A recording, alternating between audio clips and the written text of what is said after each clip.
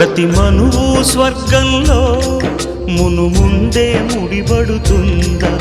ఆ మాటే నిజమైతే ఈ చట్టం విడగొడుతుందా?